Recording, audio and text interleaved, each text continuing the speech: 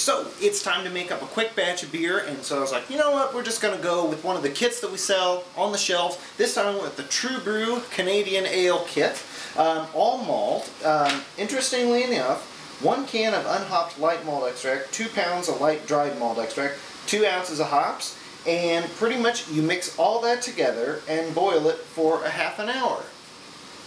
Interesting. I've never done a beer kit like that before, so you know, without further ado, this is probably going to be the shortest homebrew video ever. Got our boiling hot water here, got the can of malt extract, you know, hot and hopefully easier to pour. And yeah, so we're going to mix it up, cool it down, you know, mix it up, boil it for 30 minutes, cool it down. That's it. People say homebrewing is hard. When you go with the kit, not so much. Nice and easy. I love it. It is the Muntins Extra. But, so, without further ado, here we go. Away we go. Took it off the heat. This stuff sinks right to the bottom, so you want to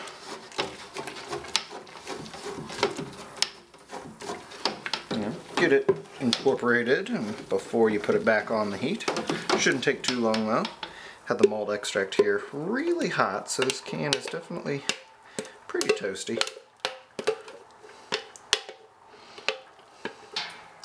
Quickest batch of beer ever. Just about it there.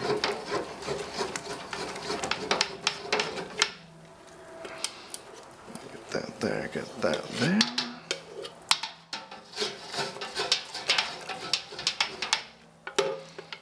A little bit more in there. That's it. Cool. That looks good.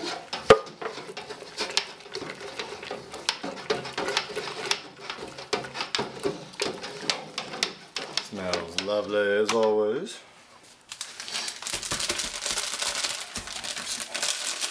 Dry malt extract.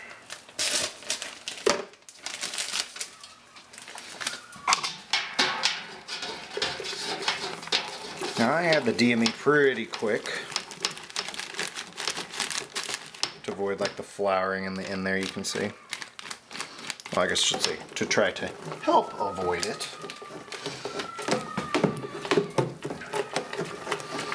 Little kid screaming like a demon outside, go figure. It's the first nice day we've had in a long time. Okay, and then 1 more pound dry malt. And then the instructions here say to bring it back up to a boil. Then you add, let's see, reduce heat, turn it back on, repeat until 47. No, we actually add the hops at this point too. All right. Yeah, that's what I thought it said, but I was like, no, that can't be. That can't be. What are you talking about?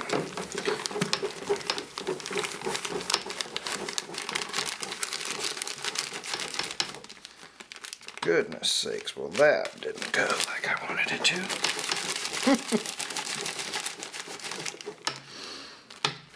DME's good stuff, but man, I prefer liquid malt. And I think it's a little easier to work with.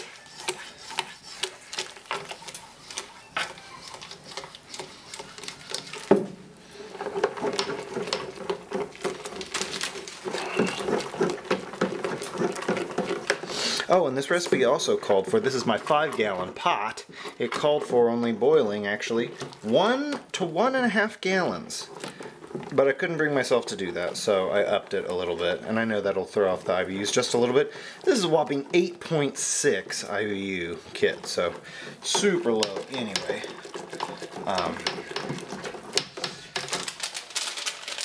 Okay. Hot pack number 1.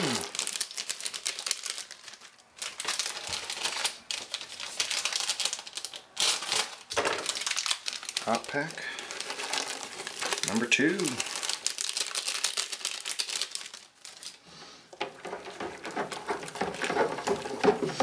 Smells delightful. Okay, so I don't feel any more mold extract on the bottom here. I'm just scraping the bottom looking to see if it's coming up. Nothing's coming up, so you know what we're gonna do? We're gonna take it over here, put it back on the heat. So as we're sitting here waiting for this to come back up to a boil, I've noticed the hops keep forming this really thick topper. And all kinds of foaming is going on underneath there. So when you mix it in, let's see if it does it again. It foams up. Interesting. We all know that it foams. So I'm going to be really curious to see what happens once we get up to the full-on boil and it starts reincorporating itself. I keep giving it a stir. The instructions don't call for that, but I figured cannot hurt to help eliminate that foam, you know, explosion. We've got the spray bottle full of cold water ready to roll. I think it's any moment now. You can see it's like cracking there. It's like a pie. Yep, look at it go. So yeah, here we go. It's like a volcano. Look at that. So I may have to pull this off the heat. I don't know how it's going to act. Like I said, I've never added hops before you had it up to a boil, so.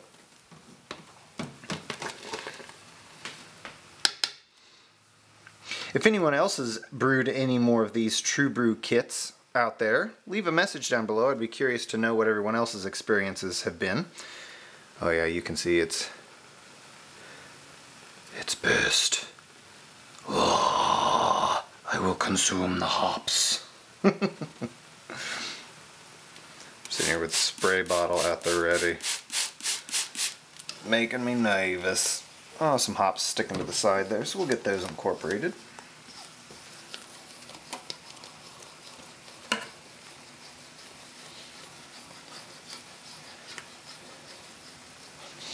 Smells delightful.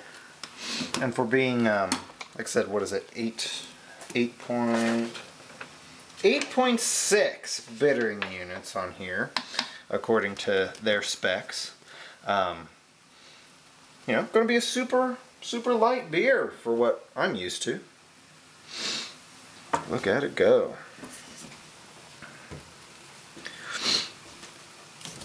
This is going to be a style I'm going to have to look up, not the Canadian ale, but the actual brewing style of adding the hops early on like this.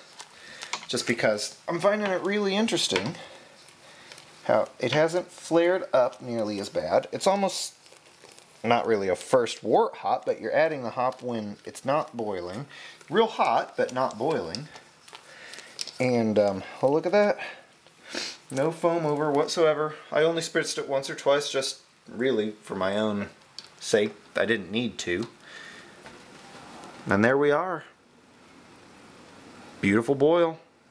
Yeah, I'm curious to know if this is the way a lot of other TrueBrew kits are, or if this is just a style that's common to these really, you know, lighter color beer, lighter flavor beer. So yeah. Well, we are going to let this boil now for, as they say, 20 minutes to 1/2 hour. So I think I will go right in the center there and boil it for 25. So we'll see you then. Okay, and with that, batch is chilled down. Time to get it in the fermenter. Everything's sanitized, of course. Pardon the noise of the washing machine. Doing my usual here.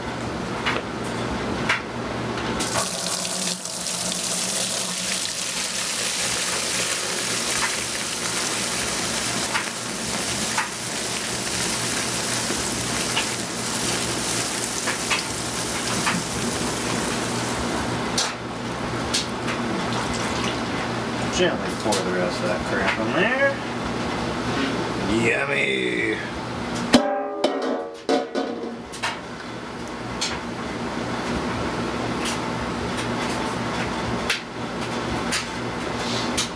Looks good.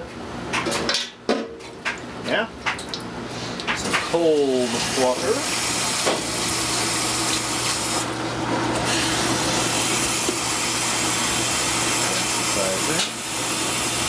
And we'll just basically take that up to the 5-gallon mark.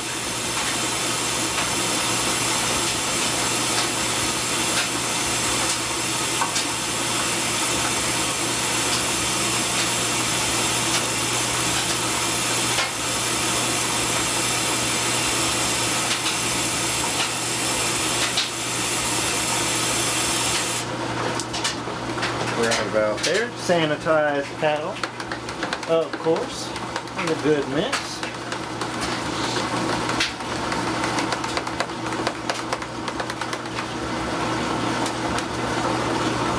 Let's see, it's about the 5-gallon mark on the, what is it, the bucket's got those graduated lines on it, so it's about the 5-gallon mark. Ooh, it's a ghost. A ghost, I say. So I'm grabbing my refractometer here. Oh my goodness. What a noise.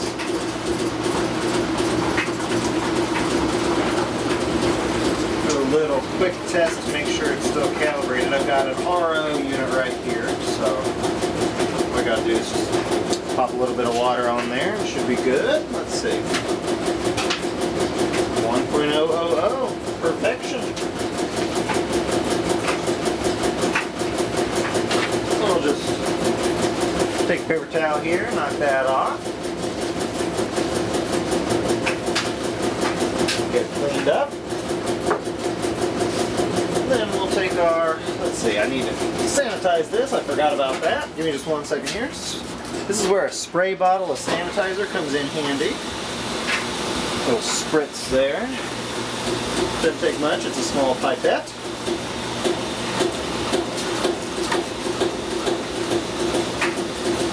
Okay, so in we go. A little bit sample, let's see. Get through this foam. You know, actually, the foam. Give me just 1 second here. Yeah, it's actually just slightly below 5 gallons, so we're going to hit it with some more water.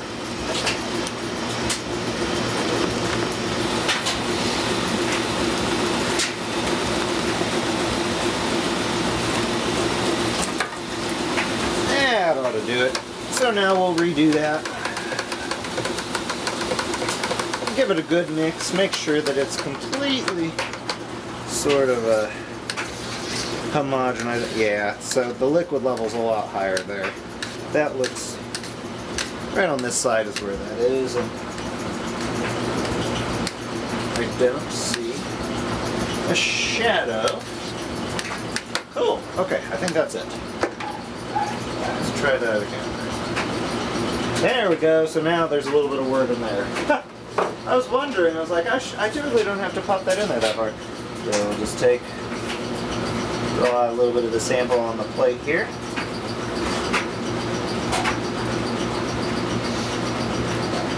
Pop that down. Some bubbles in there. Okay, now time to check it. We're at 1050, which I believe is spot on for the recipe. Yeah, I forgot to bring down the sheet. Shows how prepared I am. Okay, so now we've got our packet. This one came with Munton's yeast. I have not actually used this yeast. Oh man, it's been a long time.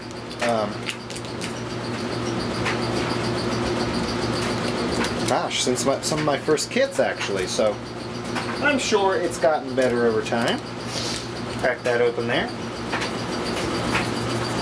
Sprinkle it across the top.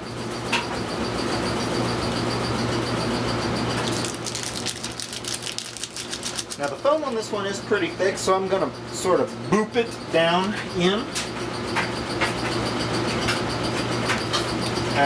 Maybe we'll just stir it in. The foam is very, I don't know, I mean it's like you can see that. That's the foam. I'm going to give it a stir. We don't want all that yeast to sit there and then not get incorporated because it's stuck in the foam, right? No good there. There we go.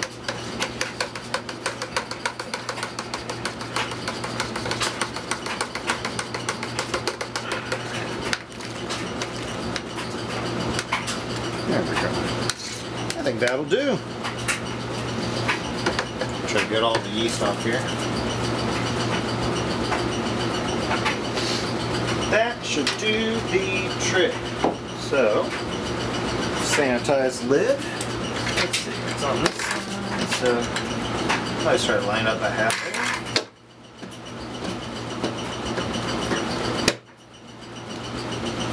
Lovely, lovely, lovely. Take our airlock here, sanitize the tail feed.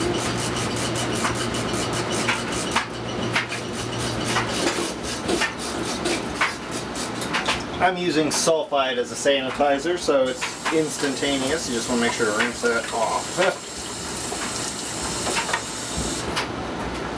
So, sanitize airlock with the water in place. Gonna go ahead and pop that in. So push.